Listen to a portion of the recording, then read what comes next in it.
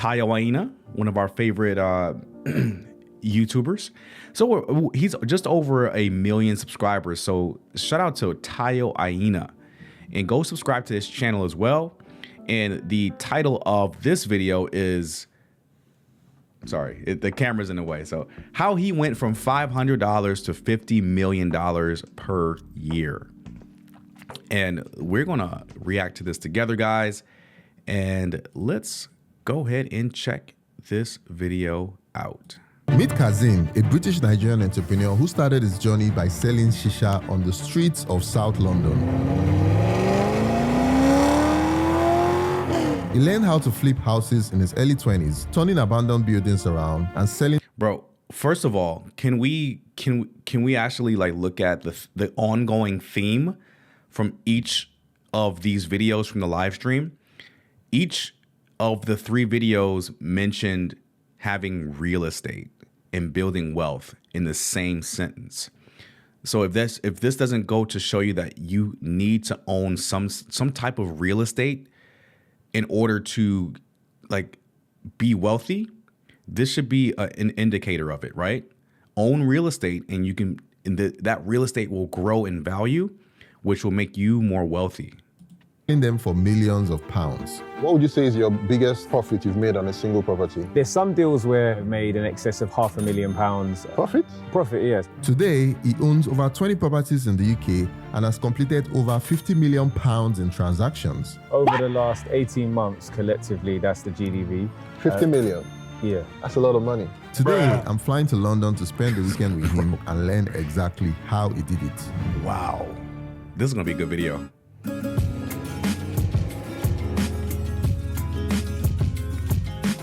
How did you get into this space? You're Nigerian, right? Nigerian, right? Nigerian and English. Nigerian and English. Yeah. Okay. Which side of the family is? So my dad's Nigerian, Okay. Lagosian. I was born in the UK, mum's English. I've been in property now for about 13 years. I think I bought my first 13 property. years. When you were trying to get your first property, was it, first of all, where did the money come from? So the first ever one was from my first business. So that shisha lounge at the time, Okay. like shisha markups were like insane. Like you're buying shisha for like the equivalent of like £1 and you're selling it for like £30. Oh, wow, So we were really? just turning that over, and then we had the shisha lounge. We had pop-ups at some of the biggest like night. That's why freaking hookah and shisha is so damn expensive, because people are marking it up, man. I'm just upset because I paid $70 for a hookah in Cancun, or in Playa del Carmen in Mexico. Clubs Crazy. in the UK, and we were also doing festivals. So we were doing like thousands of pounds of profit every day. Yo. But we didn't own the building. We only had something called a license to trade rather than a lease, which meant at any point the landlord could say, listen, Yeah. get out. Like, Yeah. you know, you're doing really well, just get out. You know, mentally, I said, okay, whatever I do next, I have to own. So that was like, and I think it's very much like a Nigerian mentality. Yeah. You know, We we want to own don't our- rent, we buy. That's a good mentality to What have. property is this one? So we bought 4 properties recently at the Savills auctions. Okay. They're one of the biggest UK auction houses. Then they're all very similar. So this one is a 1-bedroom ground floor flat. Okay. What we're going to be doing is we've got full planning to extend the property with a side return extension. So that's when you go out to the rear and across the side. So we're going to take it from being a 1-bedroom flat to a 2-bedroom flat. Ooh, boy. All right, let's go over the costs. I think they just showed the costs To a 2-bedroom of this flat. property. So £430,000. That's roughly, what is that? 460,000 USD. Renovation 110. He about to sell the house for £800,000. Bro is making bank on. He's pretty much doing the Burr method.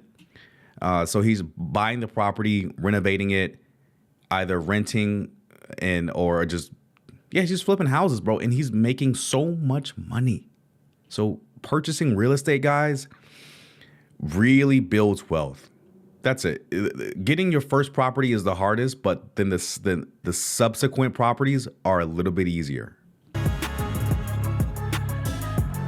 You can see in terms of what we've done, We've had to replace all of the ceilings, so they've all come down. Oh my gosh. Complete rewire, and then we've also changed the layout. Oh, so okay. this was previously just one room, and it would have been the living room to the property. But now it's actually going to be bedroom number 1 just here. Just here is going to be the family bathroom. This is now going to be the principal bedroom, and then there's going to be an ensuite shower room for the principal bedroom. Is this how most houses in London are? In terms of the UK? floors, yeah, so a lot of them will have a timber floor. You do get some with like concrete slab floors as well, but yeah, most of them are going to be timber. Wow, bro. This is nice. Do you usually buy properties and then make those changes, or do you just buy and sell, or you try to flip them? Yeah, like so when we're flipping, it's all about adding value. Over like the years previously, you could have really relied on just the market pulling you along. Yeah. So it's like just buy a property, prices go up, and you Yeah. kind of win-win. Whereas now, when the market conditions are a little bit tougher, you've really got to make sure that you can add that value. So in an area like this where the prices are expensive per square foot, adding that additional space adds a lot of additional value. So this one, for example, we bought it for approximately 430,000. We're probably going to spend around 110,000 refurbishing out with the rear extension, and it's going to go to market offers in excess of 800,000. Oh wow, so that's like a 200k plus. on Yeah, top so there? that 200k on the uplift side, Oh, which dope. is That's, nice. that's, Bro. that's some good money. Not too bad, not too bad. We can buy some snacks. Yo, that's incredible. Buy the orange Porsche. You know that I'm not a car person, so I actually ordered this car online. But then it took like 6 months to make it. So for that whole 6 months, I'm thinking, what idiot orders an orange Porsche? But I couldn't change it at this point. But when it came, I actually liked it, and I still like the car now.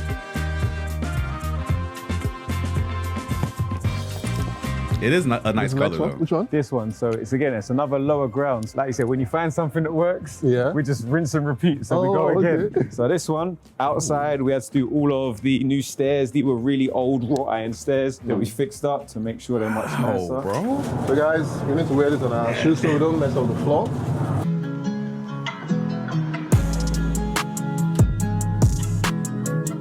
So this one, Damn. a lot further along, probably 98, 99% finished. This room's really stayed in its same layout, but we've moved the kitchen from the rear of the property Oh, to the that's front nice. to create this like open plan kitchen living room feel.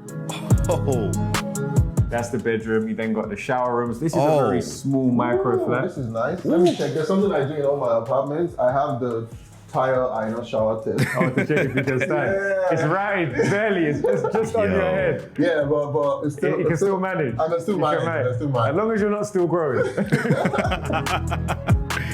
yo, this is nice. Can you give us a breakdown in terms of Holy. So this one, I believe you purchased for 373,000 at auction. Then Nice. got auction associated costs, which are probably another £6,000 of fees we paid. That's we fine. then have the stamp duty, which costs circa another maybe £20,000. We Damn. then got our cost of finance, so the cost of actually borrowing the money, which is £30,000. And we've then got the cost of the renovation. We've got new kitchens, new bathrooms. All of the woodwork has been changed. That's skirtings, alcotraves. So all in, I say, yeah, we're probably in for about 500k. And this will be 500K. going to the market around the 600 mark.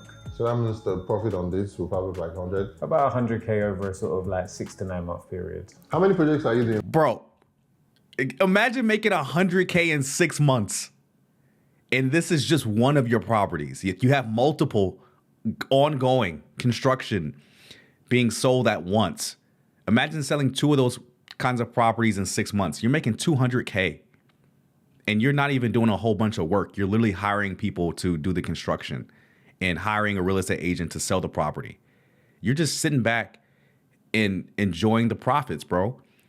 Owning real estate is your key to wealth. For the everyday person, that's your key to wealth, bro. Now at the moment. So at the moment, we got the 4 flat over in Croydon, and we've then got this Fulham one you come to, the other Fulham one, Wow. Brixton, Clapham, Man, it's a Maidavale. big business, man. Making money. Multiple properties, bro. Come Millionaire. from a wealthy background. Definitely not so. Like my dad, first generation migrant. My mum moved from Devon and was working as like a youth worker in Brixton. And for reference, Brixton is like the hood in London. So he didn't come from money, but he's a multi-millionaire from real estate, bro. Started off selling hookah. My dad was doing the minicab. Oh, he was a cab driver? Minicab driver. Oh, wow. I was doing that whilst like running a market stall, like selling, you know, the typical Nigerian wares. Stuff, yeah. And whilst also doing his training to become a solicitor. The way I always look at things is obviously with my dad being like a first generation migrant, he's come and he's taken things so far, and it's my job to kind of run with it and see how far I can take things until I pass it. What was it like growing up in London for you? Yeah, I think like as a kind of mixed race, English, Nigerian, like it was interesting because back then there was no whiz kid, there was no burner light. So being African wasn't cool in the way it is now. African culture is like, you know, it's all over massive, the place now with Afrobeats Yeah. and Amapiano and all of that. in everything. Did you ever face racism at any point? Yeah, but I think almost, and it sounds bad, but it's almost like it's just accepted. And then even becoming like a property investor and speaking to you about like, you know, walking into estate agents. Yeah. Bearing in mind at this point, I already own and have a property portfolio. Yeah. And before anyone's even looked up, they're just like, oh yeah, lettings is over there, mate. Because they're just assuming that you're not here to buy anything. And that's why you got the orange Porsche. Yeah. So when I park outside and they look up, they're gonna say, okay, what are you here for, brother? Did you work at any company before? But yeah, I always worked. I worked from like 15. Yeah. What was your first job? So my first ever job was at Primark. I went from Primark to Phones for You. There's only UK people gonna remember Phones for You, but it used to be Phones for You. That was like the symbol for the thing. Before even starting that job, you have to go on a 5-day training course to Birmingham where they teach you how to sell, how to build relationships. And then I did that for a few years whilst I think setting up the shisha business, then went full-time into shisha.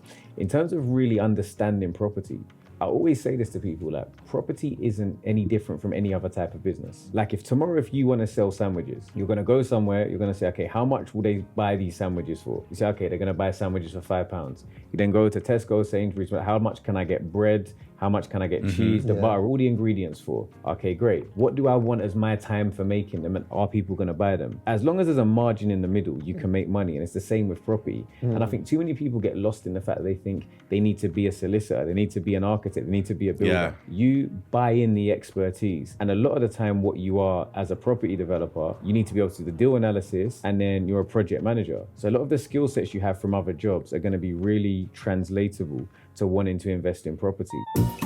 Later in this video, Yo, y'all should, man, they gotta clip that, man, because a lot of people think it's so complicated to be a real estate investor. People often think that you have to be a real estate agent to be a real estate investor, and that's simply not true.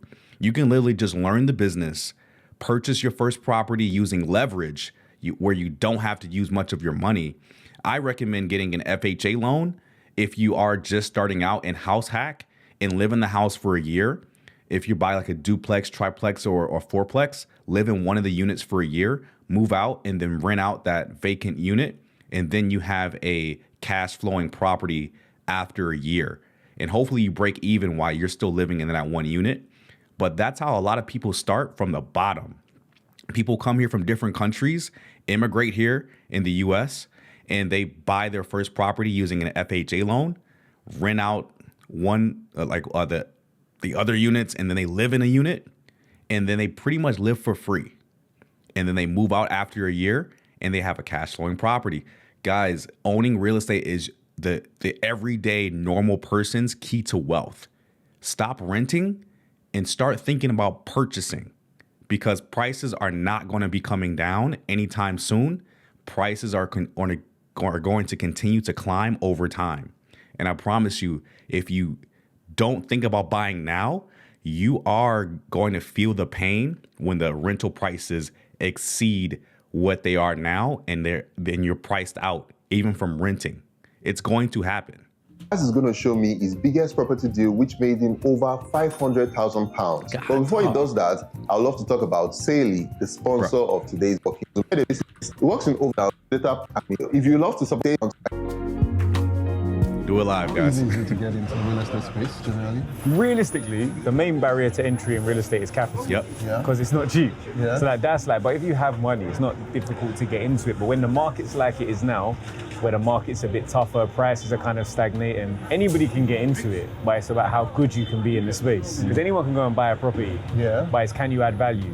Can you buy properties that yield really well? Properties that make good investment vehicles?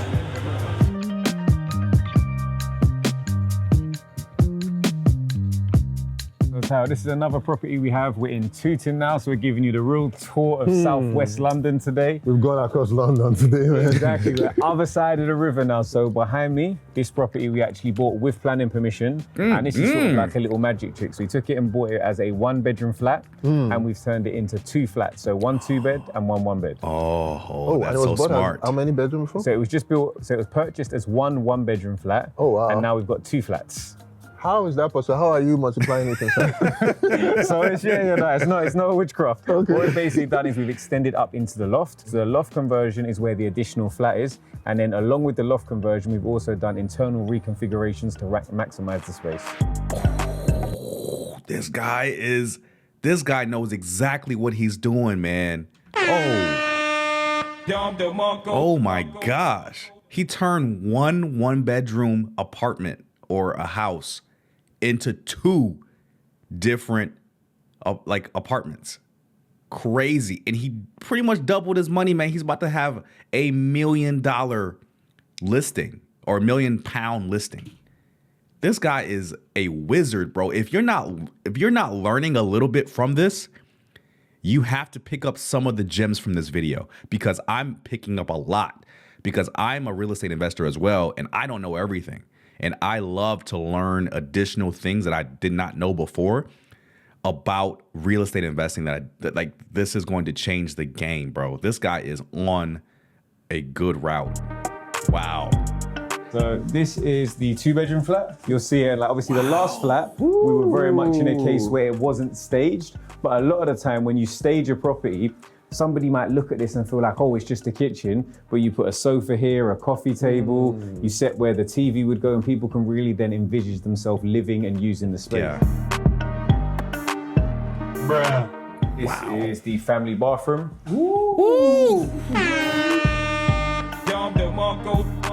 This typically would have been just like 1 bedroom, but it's now the 2 bedrooms. Obviously slightly smaller, but you can still see, again, through the use of furniture, you can see how they would work as, you know, have like a TV here. Exactly, you could have a TV here, you could have your wardrobe up there. This is flat number 1, and then upstairs you've got the second flat. This was just the entrance to the whole flat. Oh, okay. But we've separated it, put a staircase going up, and then made this an additional flat. So now you've got the master bedroom with a roof terrace. Oh, this boy making money, bro. This is proper space management. Yeah, so you've got your small micro kitchen, exactly, sort of set back, so it's not in your way. And then over here, obviously for yourself, obviously it doesn't have the most head height, but obviously if you're watching TV, like me now, you can't use all of the room. But as soon as you're sitting down, it's still cool, right? You can still enjoy the space. Oh, this is nice. This is actually nice. Not even for the video. This is nice. So I recently saw an article online where it says that you and your community, you've done over £50 million in property. Over the last 18 months, collectively, that's the GDV. Bro, 18 months, a year and a half, this guy made 50 million pounds.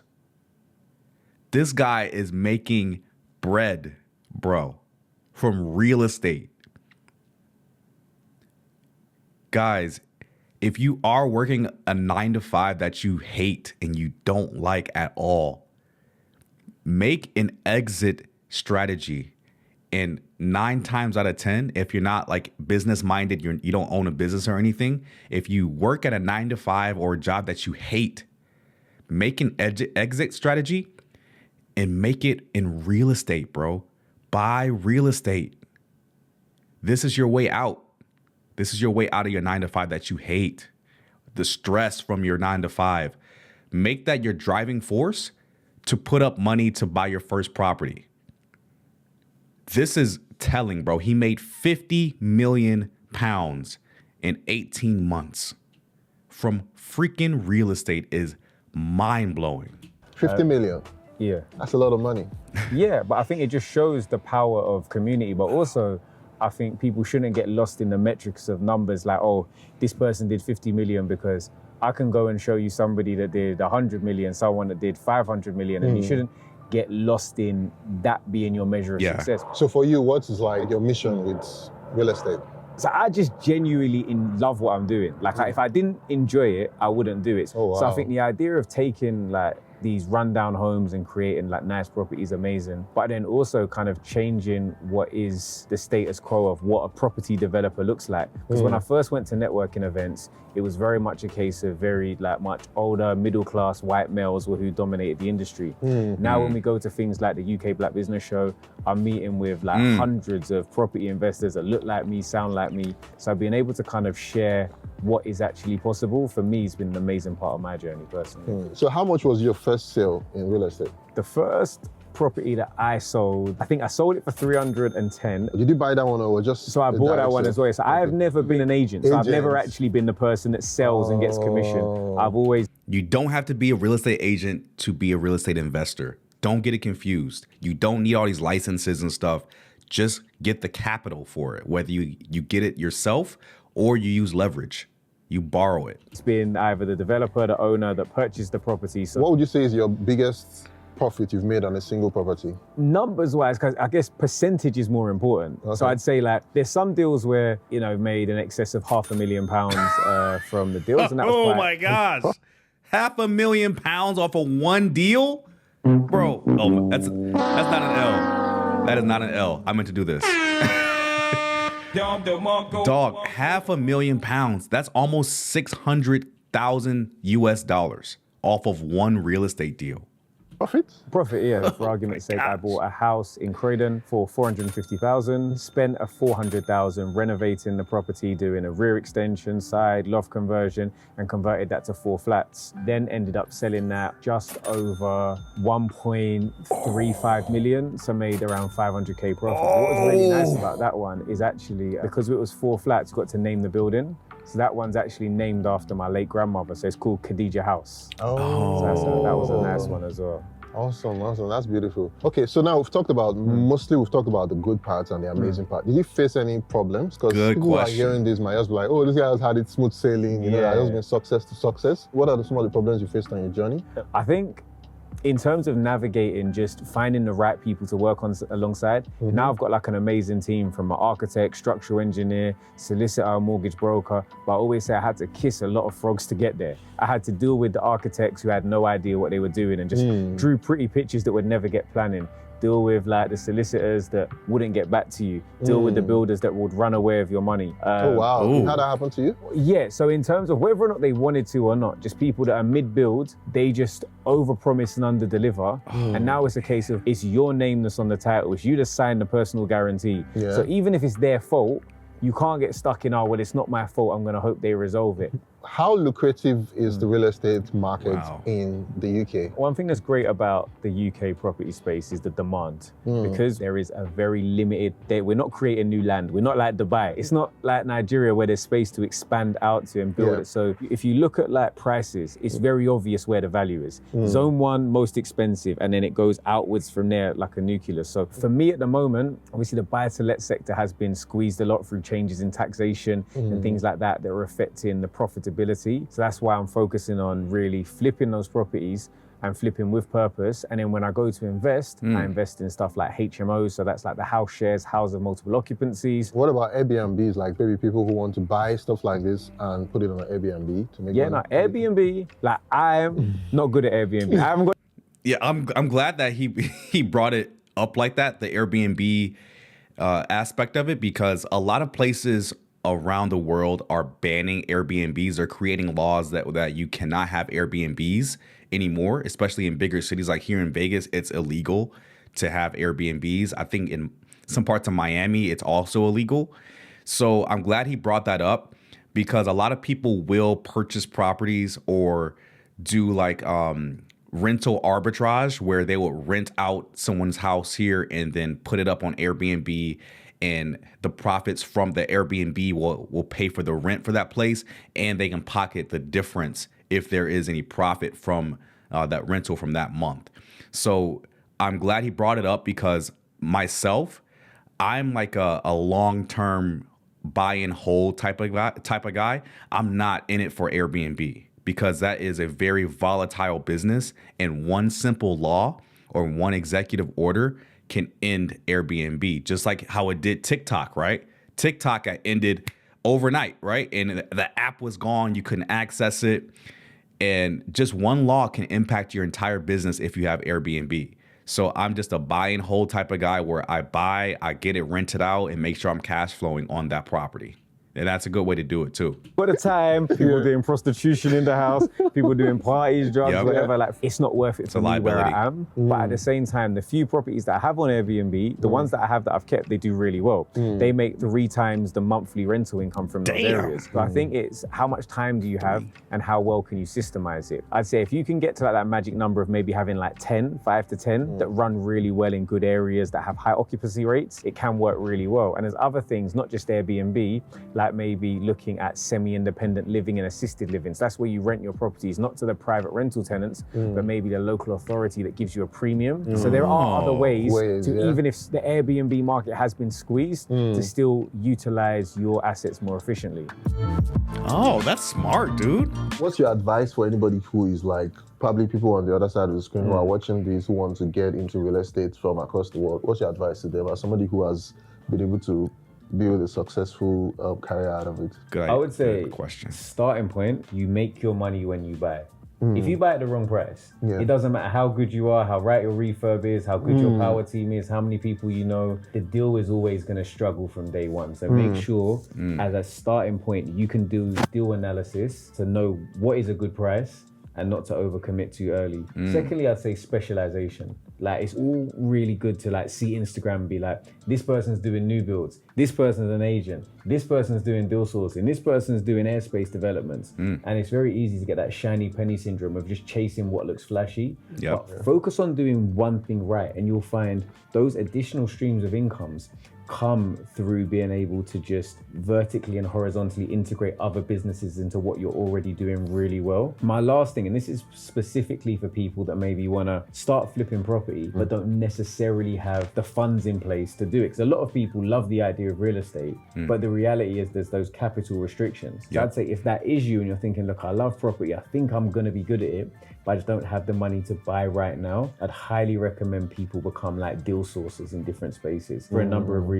Firstly, you hone that skill set that's going to make you great at what you do when it comes to you flipping property. Secondly, you're going to build a network and connection of people within the industry, people that are selling deals, people that are buying them, and you're going to become like a person of influence as the go-between. And thirdly, it can pay really well, because if I find you a great deal tomorrow, I say, look, bro, here's this deal, there's 100K profit in it, but my fee is 2K, my fee is 5K. There's 100K, you're happy to pay for that. So I think I would say becoming a deal sourcer is a great entryway to get into the property space without necessarily needing the financial backing of a number of other ventures. So what's your plans for the future from here on out? So I think the community's been running for around 18 months, PBK community. I've loved it and I've massively enjoyed the success that we've seen of the members. So growing that out in terms of not only growing the number of members that are in it, but what we offer. So looking to partner with lenders to have specific bespoke lending products to make it as efficient for our members as possible. From a personal goal as well, we've currently got property in Dubai and the UK